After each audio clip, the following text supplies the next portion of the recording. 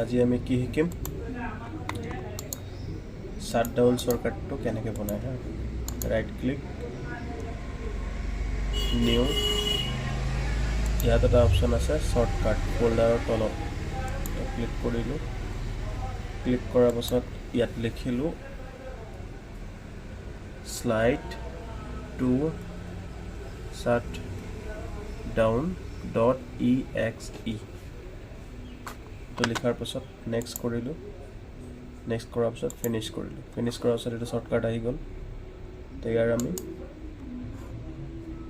যেটো icon change কৰি দিম তো আইকনটো আমি চেঞ্জ কৰি লওঁ যাতে আমি শাটডাউন আইকন দি দিলোঁ ওকে এপ্লাই কৰি পিনে ওকে কৰি দিলোঁ ইয়াতে আমি যেতিয়া ডাবল ক্লিক কৰিম ডাবল ক্লিক কৰিলে স্ক্ৰীনটো এনেকৈ আহিব স্লাইড টু শাটডাউন ইউৰ পিচি জাষ্ট ক্লিক কৰি দিম কম্পিউটাৰটো শাটডাউন হৈ যাব